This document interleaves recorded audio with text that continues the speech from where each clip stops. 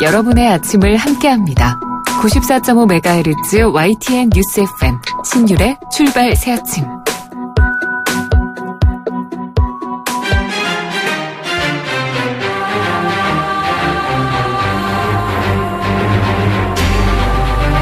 매일 아침을 뉴스로 깨웁니다. 신율의 출발 새아침.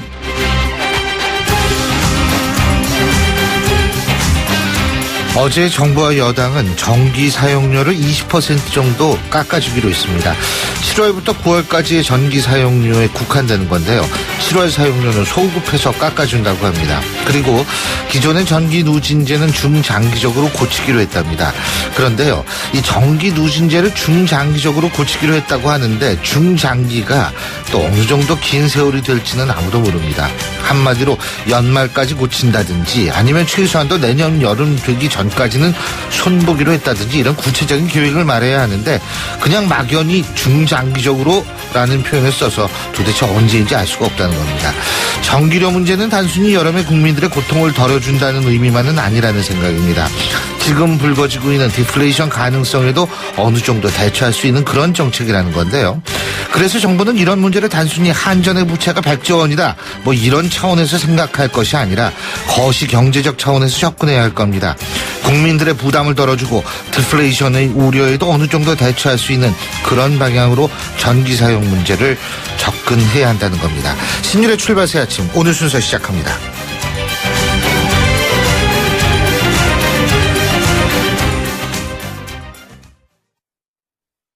지휘자 금난세입니다. 성공하는 사람들의 좋은 습관은 생각을 메모하고 실천하는 것입니다. 파이팅 하세요. 여러분의 멋진 미래를 양지사가 응원합니다. 지난 40년간 양지 다이어리와 함께 해주셔서 감사합니다. 나의 역사 속엔 언제나 양지 다이어리. YTN 라디오 신율의 출발 새아침. 지금까지 들어온 뉴스 백병규 시사평론가와 짚어보겠습니다. 어서 오십시오. 안녕하십니까. 예.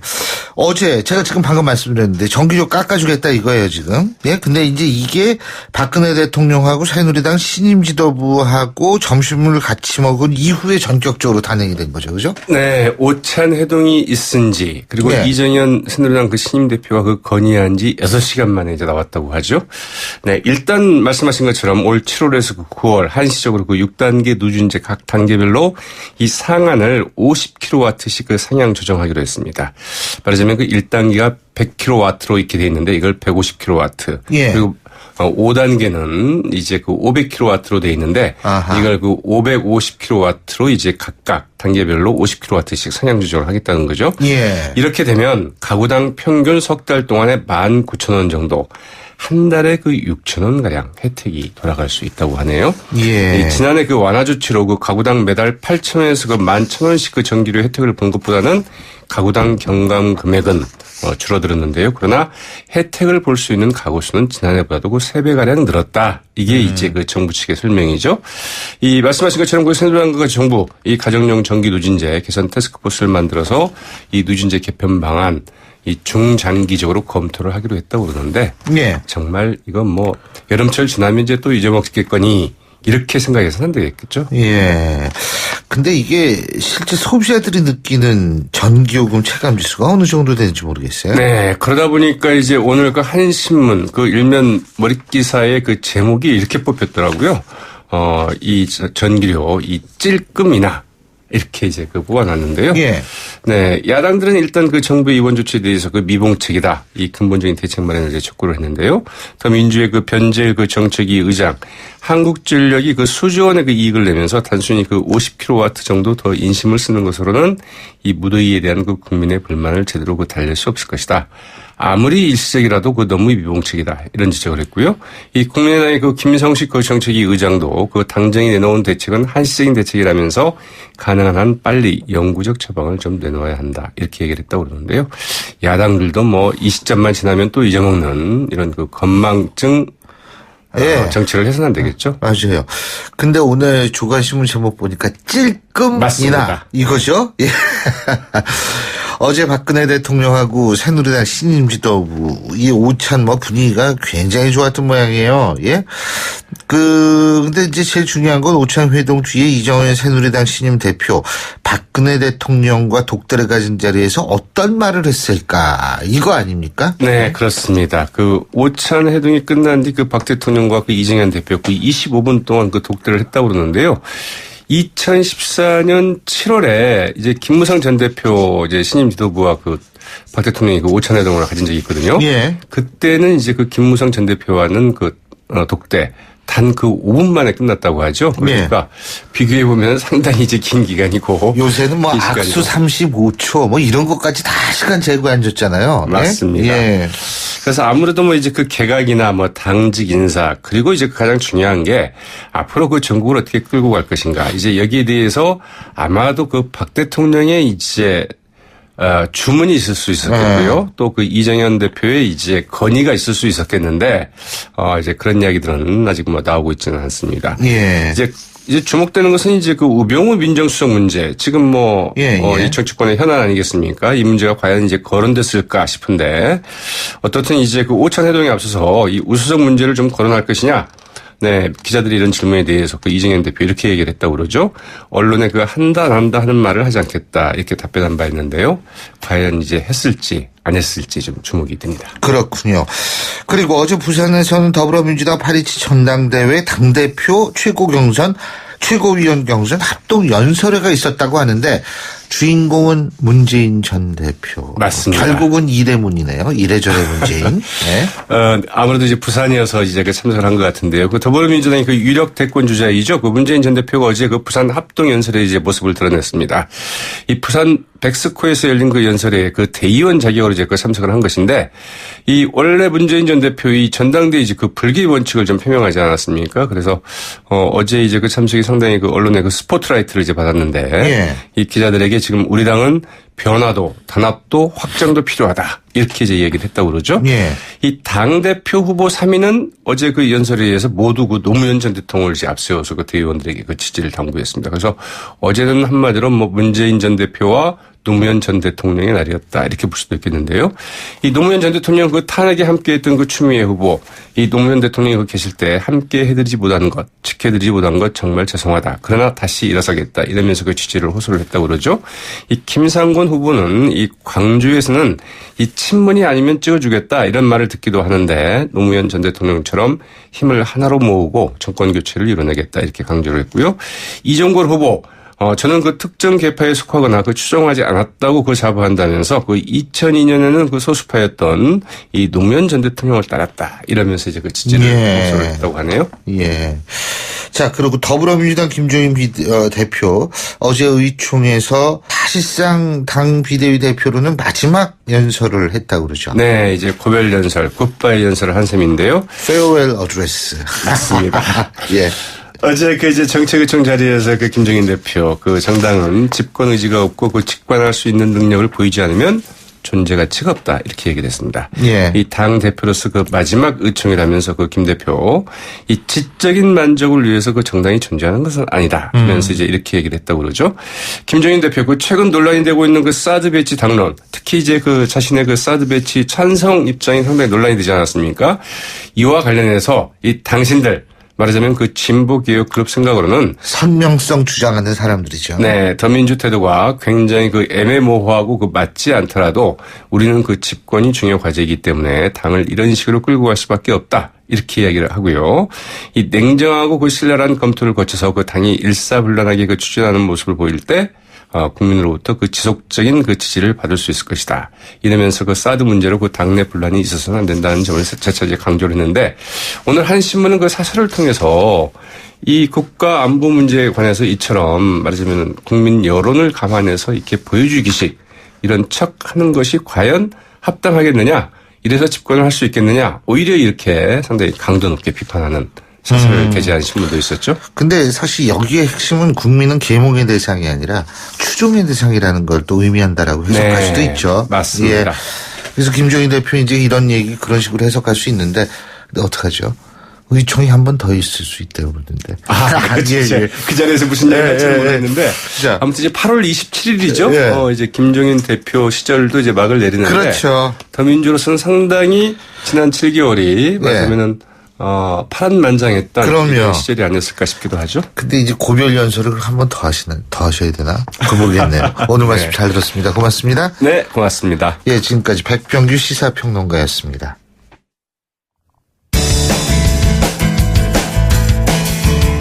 여러분은 지금 FM 94.5MHz로 방송되고 있는 신율의 출발 새 아침을 듣고 계십니다.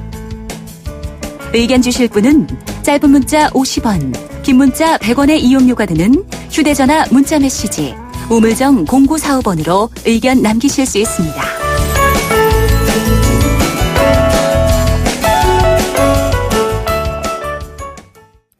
가정용 전기료 누진제와 관련해서 각 당의 입장 차례로 전해드리고 있죠. 오늘은 더불어민주당 얘기 들어보겠습니다. 변재일 정책위 의장 전화 연결합니다. 안녕하십니까? 예, 안녕하십니까. 예. 변재일입니다. 어제 이제 깎아준다. 뭐 이렇게 지금 예. 발표가 났죠. 전기료? 예, 그렇습니다. 그죠? 예, 네. 예. 근데 조선일보 제목이 이거더라고요. 찔끔 인하. 예. 어떻게 보십니까? 뭐 정확하게 표현하시죠. 예. 지금 하절기에 예. 우리나라가 이것이 이제 폭염, 열대야 예. 이것이 일상화되어 있지 않습니까? 그렇죠. 그런 과정에서 국민들이 엄청나게 고통받고 있는데 예.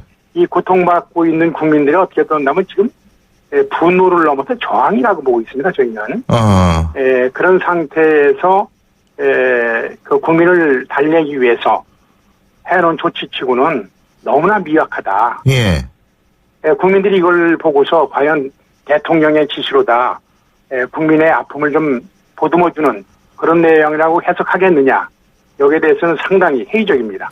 만약 더불어민주당이 깎아준다면 몇 % 깎아주셨겠어요? 저희가 생각했던 것은 예. 일반적으로 현재 국민들의 소비 패턴을 봐야 되는데 예.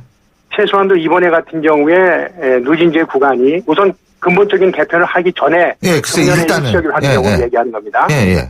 단계가 100kWh로 되어 있습니다. 예. 100kW씩 되어 있는데 이것을 한 150kW씩 상향 조정하자.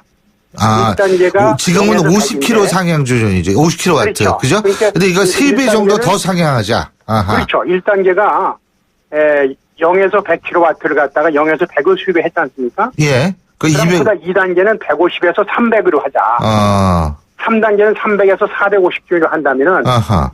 그 서민계층과 중산층 계층이 거기다 포함됩니다. 예. 그래서 계산을 안 해봤지만은 국민 많은 분들께서 우선 근본적인 개편안을 만들기 전에 가정용 요금의 총액이 변동 없는 상태에서 한시적으로 하는 거라면은 그 정도라면 수용할 수 있을 정도가 될 것이 아니냐 이렇게 받아들였을 것이라고 생각하고 있습니다. 근데요, 이 누진제 얘기를 하면서 또 하나 이 중장기적으로 누진제 이 개편을 검토한다는 거 아닙니까 지금? 예? 근데 예. 중장기적이 도대체 언제인지 모르겠어요. 제가 이게 좀 궁금한 게 내년 여름에는 지금 한전의 부채 비율이 100조 원 가까이 되기 때문에 내년에도 이렇게 해줄지는 모르겠다. 그 얘기까지 한 걸 보면 이 중장기가 내년 여름도 지나는 거 아닌가 이런 생각이 들거든요. 그렇죠. 정부 입장에서는 그동안 전기요금 체제를 개편할 의사가 전혀 없다고 계속 강조했지 않습니까? 그런데 더 이상 정부에만 맡겨놓을 수 없다는 것이 정치권의 생각이기 때문에 예. 일단은 우리 당도 그렇고 국민의당도 그렇고 8월 중에 가급적인 개편안을 만들어내라고 합니다. 그리고 9월 정기국회부터 국회에서 상임위원회에서 본격적인 논의하자. 이런 입장을 가지고 중장기의 개념을 저희가 받아들일 수 없다. 이런 입장을 분명히 하고 있습니다. 예. 자, 그리고 사실은 말이에요. 지금 일본 같은 경우에는 디플레이션 문제 때문에 국민들한테 말이에요. 막 돈도 풀고 주고 이러지 않습니까? 그렇지 않습니까? 그렇죠. 예. 근데 사실은 이 전기 사용료 이거 깎아주는 거 이게 예. 지금 한전의 부채 규모만 따질 것이 아니라 예. 거시경제적으로 디플레이션에 대처하는 방법이 될 수도 있는 거 아닙니까? 그렇죠. 두 가지만 제가 말씀드리겠는데요. 한전의 부채 비율이 높은 건 사실입니다. 그렇겠죠. 그렇지만은 예. 그동안 저유가로 인해 가지고 예. 한전의 영업이익이 상당히 높이 나고 있거든요. 2015년도 같은 경우에 예. 영업이익이 아마 그 11조 3천억 정도 11조 나왔습니다. 넘었습니다. 예, 예. 예, 당기 수익이 13조가 넘었고 금년에 같은 경우에도 저유가가 계속되고 있기 때문에 상당히 높은 당기 수익이나 영업이익이 날 거로 보고 있거든요. 예. 그렇다면은 11조, 12조, 13조까지 올라가는 한전의 그 당기 수익 영업이익 속에서 예. 금년 같은 경우에 좀 화끈하게 좀 풀 수 있는 거 아니냐. 예. 어차피 그 한두 해 가지고서 그동안 누적된 부채를 해결할 수 있는 건 아니거든요. 예. 그렇게 하고서 근본적으로 다 전기요금 체제 전반을 개편한다면은 한전의 누적된 부채에 추가적인 부담이 없이도 할 수 있는 것이 아니냐. 이렇게 저는 생각하고 있는 거죠. 예. 아니, 그리고 한전 얘기가 나왔으니까 저희가 어제 그 국민의당 김성식 정책위 의장하고 얘기를 했었는데 예. 이 법안 발의하는 것보다도 한국전력 전력 약관만 고치면 된다고 그러더라고요. 예? 그렇죠. 그 맞습니까? 그 지금 얘기는? 전기사업법상의 한국전력 전력 약관에 의해서 예. 그 전력이 공급되고 있는데 예. 약관의 승인을 갖다 정부가 가지고 있습니다. 예. 전기위원회가 승인을 하게 되고 물가 관련 법령에 의해 갖고 기재부가 사실상 승인하도록 돼 있는 것이기 때문에 예. 기획재정부의 동의 없이는 산업자원부의 동의 없이는 이 전 약관이 승인될 수가 없어요. 그렇기 때문에 단순히 한전 혼자 결정하는 문제가 아니고 예. 사실상 이게 독점 공급하는 거 아닙니까? 예, 예, 그렇죠. 정부가 공급하는 공공재거든요, 이게. 예. 예, 그런 거에 대해서 이렇게 차별을 둘 수 있는 것은 아무리 정부가 저한 정책적 목표를 할지라도 이해하기 힘들다. 이것이 우리 당의 입장이고 예. 근본적으로는 이 제도가 1974년도에 도입됐다고 그러지 않습니까? 맨 처음에는 여기 예, 중간에 예. 잠깐 없어졌다가 2007년인가 다시 부활이 됐죠. 2004년도에 또 다시 됐는데 예, 예. 2004년도하고 지금 봐도 12년 지났지 않습니까? 예. 근데 1인당 국민소득도 바뀌었고 예. 15,000불에서 27,000불로 바뀌었고 예. 또 2000년도에 살던 국민하고 지금 2015년, 16년도에 사는 국민들이 출생연도를 보면은 사고방식이 전혀 다른 국민들이 살고 있는 거예요. 예. 또 기후변화도 아주 심해져가지고 예. 아까 말씀드려도 폭염과 열대야가 상시화되고 있는 그런 대한민국 국민의 생활 패턴의 변화. 예. 이것을 전혀 고려하지 못하고 있는 거기 때문에 근본적인 변화를 만들어내야 된다. 이렇게 생각하고 있는 거죠, 저희는. 이 폭염 때문에 사망하시는 분들도 지금 만만치가 않거든요. 그럼요. 그렇다면은 이거는 사실 뭐냐면 단순한 전기 사용료 문제가 아니라 이제는 전기 사용료가 국민의 기본권적 차원에서 접근해야 되는 것 아닌가. 예를 들면 우리가 기초생활수급 대상 그분들에게 주는 그 최저생계비 같은 경우에도요. 예. 이 통신료 포함 여부가 중요한 논쟁거리였지 않습니까? 예, 마찬가지로 통신과 마찬가지로 전기도 이젠 기본권에 속하는 것 아니냐 이런 얘기가 나올 법하지 않습니까? 그렇죠. 그래서 이제 그 보편적 서비스가 들어가야죠. 예. 더군다나 통신요금 같은 경우는 민간에 위탁할 그 민간 사업자가 경쟁 체제 하에서 국민한테 제시하는 요금 체계 아니겠어요? 예. 그럼에도 불구하고 공공재적 성격이 있으니까 여러 가지 논란이 있는 것인데 예. 전기 같은 경우에는 한전에 의해서 사실상 한전에 대한 대주주가 정부이기 때문에 예. 정부에 의해서 독점적으로 공급되는 공공재거든요. 다른 선택의 여지가 국민한테 없어요. 예.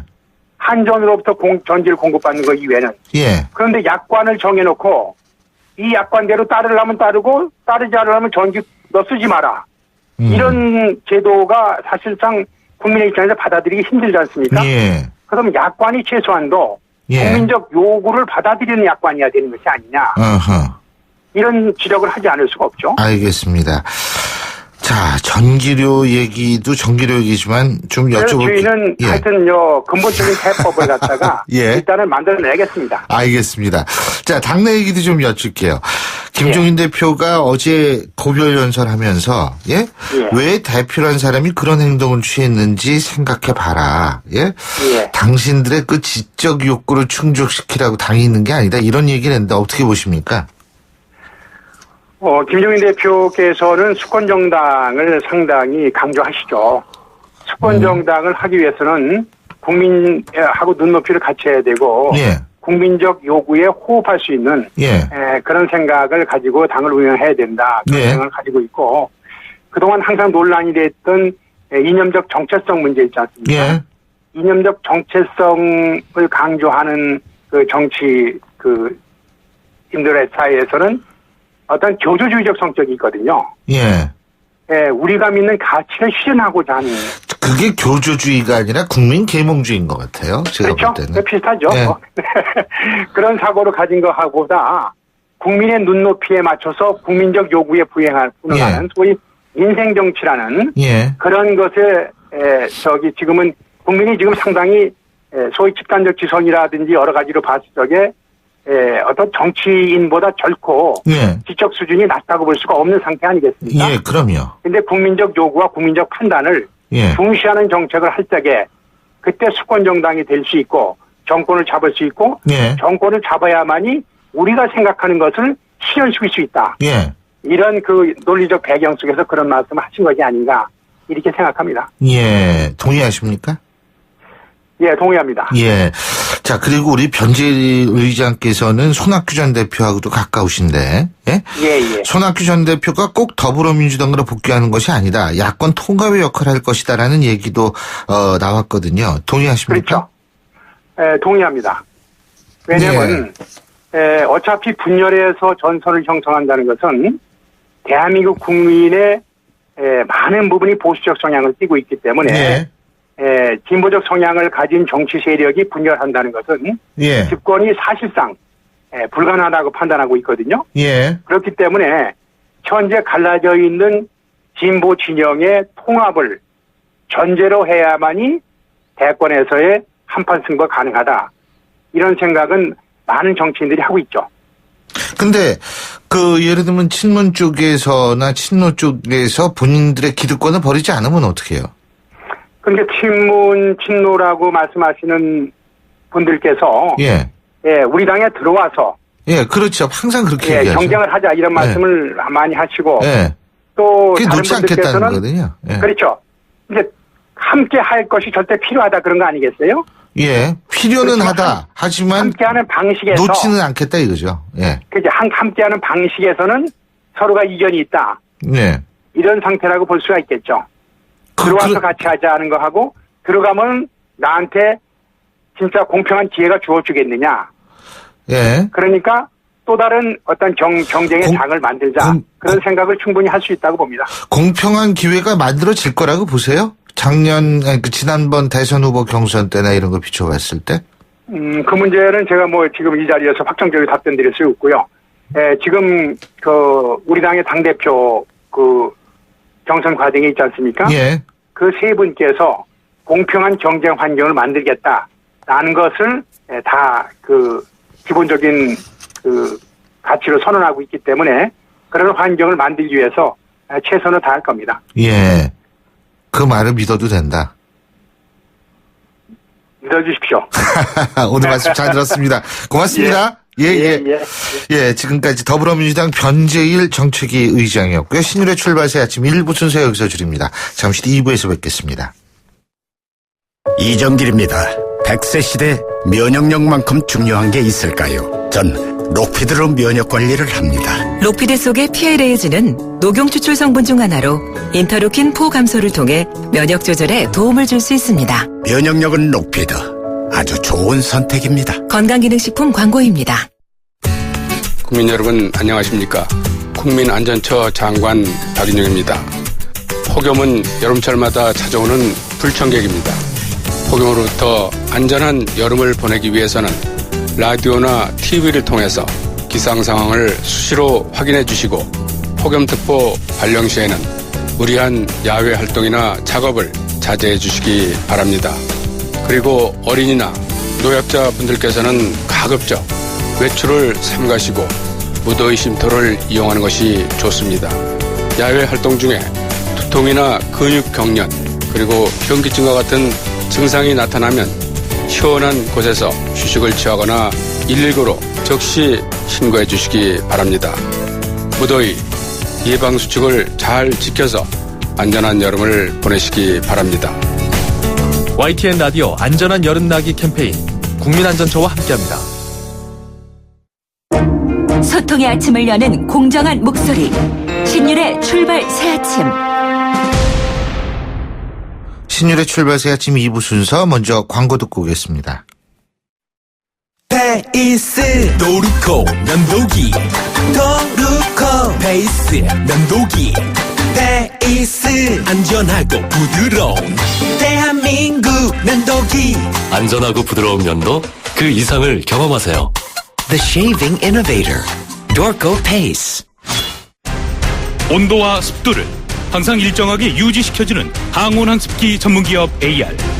전산센터, 반도체 공장, 미술관, 박물관, 귀중품 보관실을 30년 축적된 기술로 AR이 지켜드립니다. 24시간 확실한 서비스 보장 031-497-0561. 안녕하세요. 임시안입니다.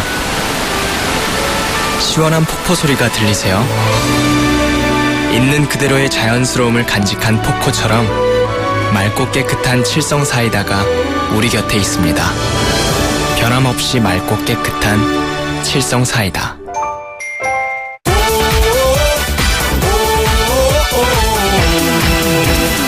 오산과 동탄을 함께 누리지요.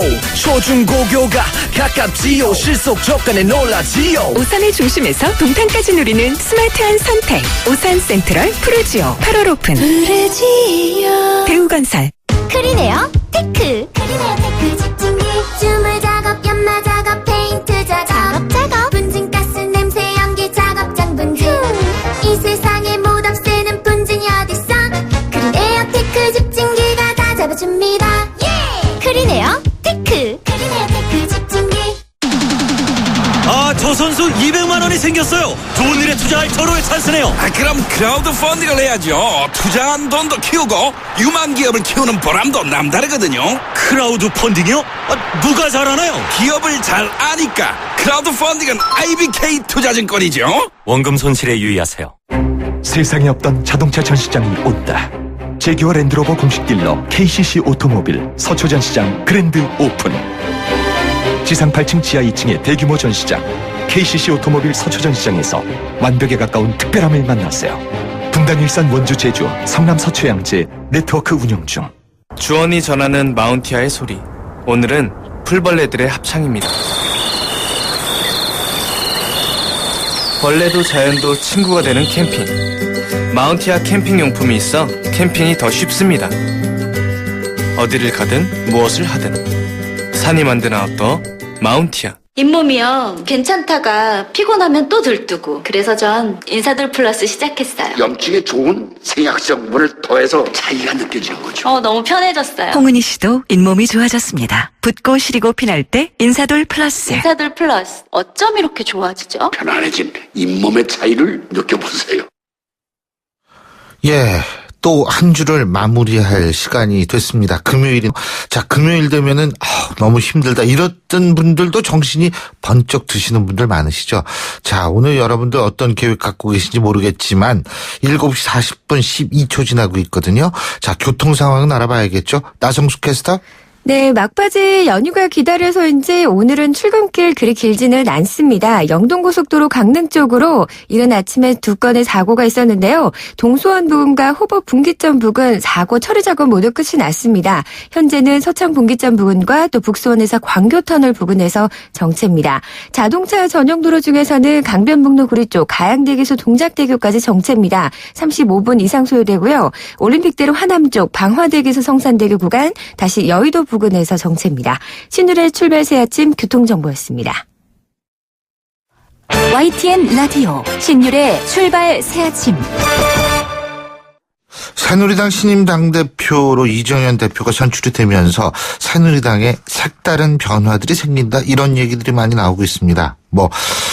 여러 가지 변화들이 있는데 최고위원회의가 일단 비공개로 이루어지고 있다 이런 건데요. 자, 이러한 변화들이 어떤 의미를 가질 수 있을지 한번 당내 의견 들어보겠습니다. 새누리당 황영철 의원 전화 연결합니다. 안녕하십니까? 예, 안녕하십니까? 예. 황 의원님, 제가요. 네. 이거 비박이라고 소개를 할까 그러다가 그냥 넘어갔거든요. 예? 네. 예. 근데요. 네. 일단은 대통령과 맞서면 여당 자격이 없다. 어떻게 보십니까, 이 부분? 대통령과 맞서면 여당 의원 자격 없는 거 맞죠. 예. 근데 여기에서 이 맞선다는 표현에 조금 문제가 있는 것 같아요. 예.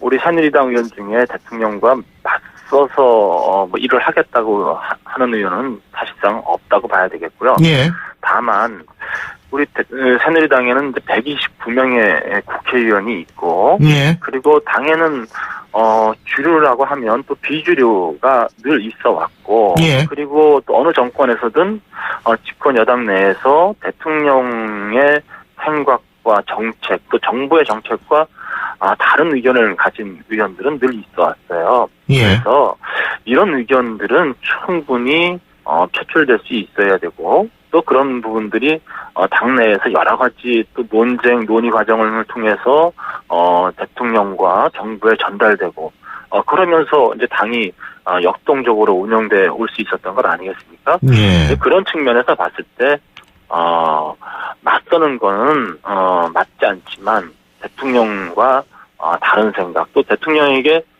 국민의 고언을 전해줄 수 있는 그런 목소리들은 보장되어야 되고, 예. 또 이정현 대표께서도 그런 부분에 대해서는 넓은 마음으로 또 수용하고 전달하는 그런 역할을 해줘야 된다, 이렇게 생각합니다. 그 최고위원회의 비공개로 하는 건 어떻게 보세요?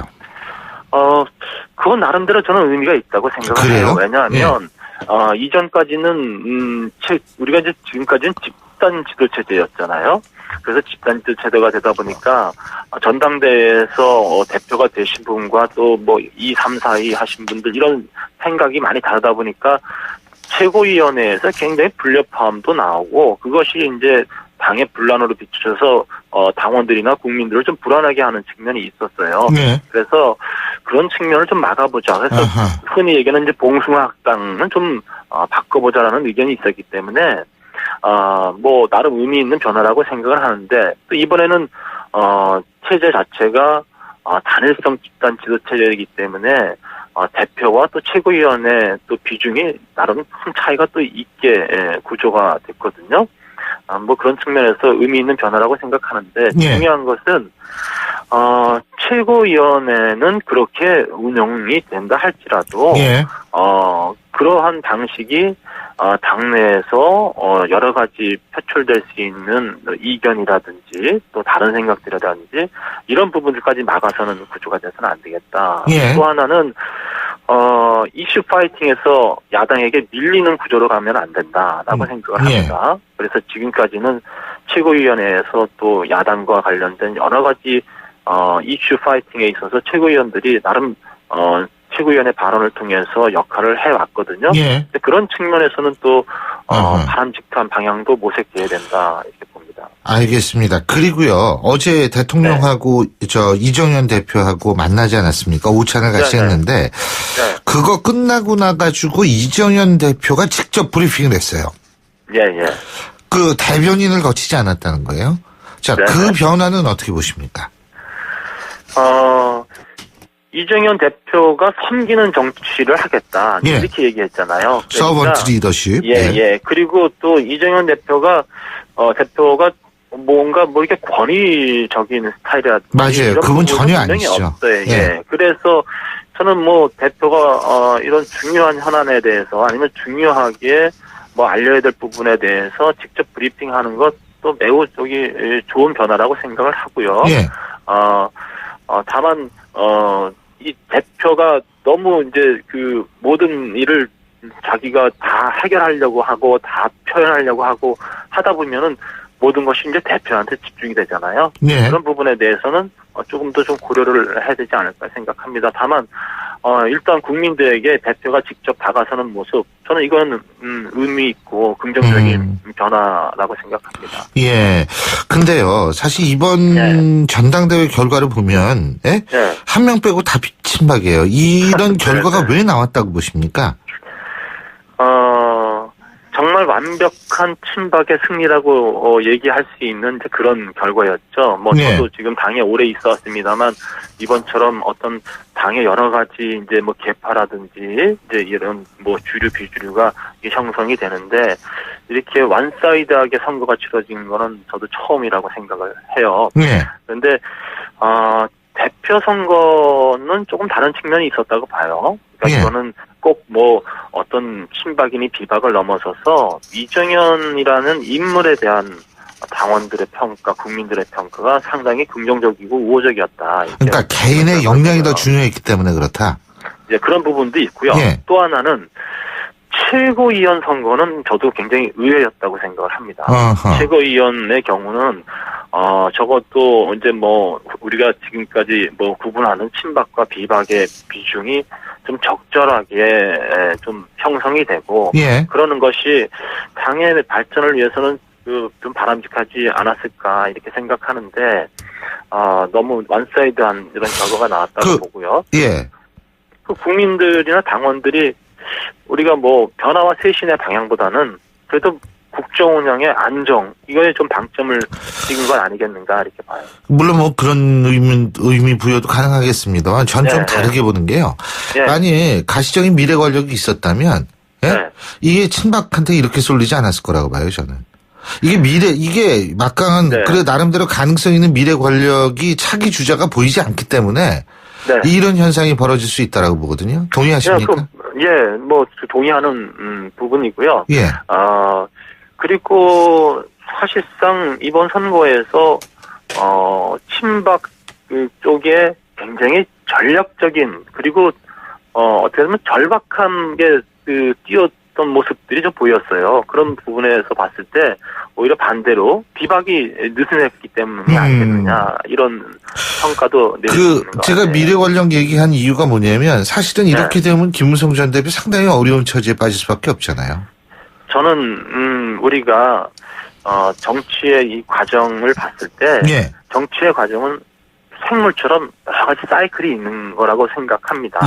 그래서 총선의 결과만 봤을 때 당이 이렇게 가겠다라고 전망할 수 있지만 그건 또 다른 변화가 있었고 이번에 전당대회 결과도 어떻게 보면 또 의외의 결과라고 볼 수도 있는 부분이 있다고 봐요. 그래서 이번에 전당대회 결과가 향후 대권 후보자 결정에 있어서 특정한 방향으로 갈 거다 이렇게 예상하는 것 또한 저는 또 올바른 예측은 아니라고 봅니다. 김무성 전 대표가 지금 개헌 얘기하는 거는 자기가 지금 그만큼 어렵다는 걸 반증하는 거 아닙니까?